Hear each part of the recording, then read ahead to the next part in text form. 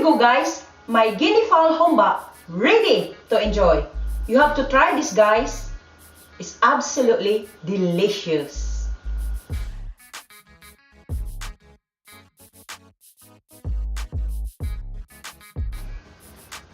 Hi everyone, I'm Naomi. Welcome to Naomi's Filipino Kitchen, where all my Filipino recipes are all presented in English. Today, I'm cooking a humba recipe. Humba, humba, humba! Today, I'm cooking Guinea Fowl. I'm cooking Guinea Fowl Humba recipe. Here are the ingredients of my Guinea Fowl recipe.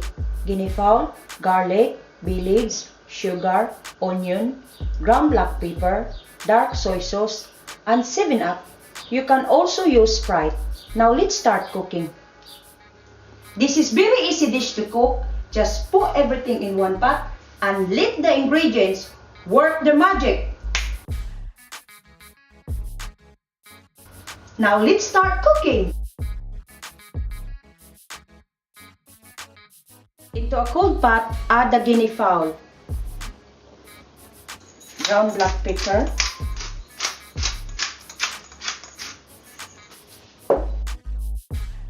garlic,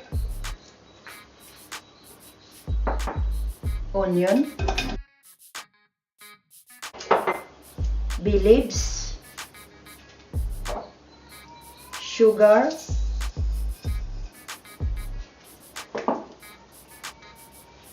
soy sauce,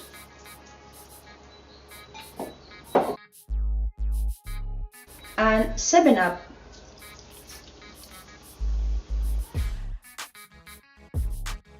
Cover and bring it to boil. Now a Guinea fowl is boiling. Just base on top of the Guinea fowl.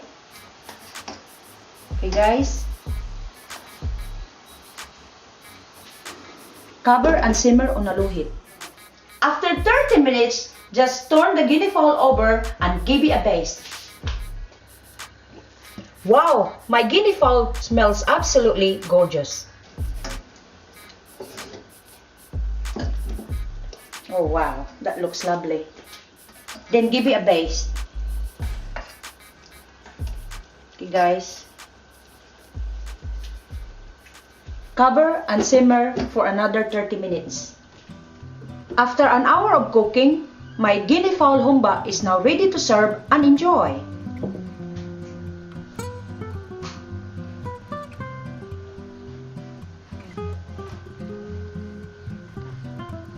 Here we go guys, my Guinea Fowl Humba ready to enjoy.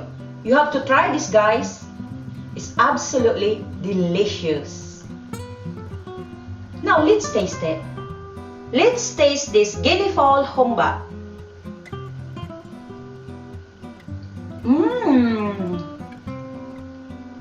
Tender and succulent. It's so delicious. That's the beauty of slow cooking. Guys, my Guinea Fowl Humba recipe is part of my exotic recipes from around the world collection. Check out my playlist for more wonderful exotic recipe from around the world. I hope you enjoy my humba recipe today, and if you like it, then like it, and if you love it, please subscribe. More recipe to follow. Thanks for watching. See you soon.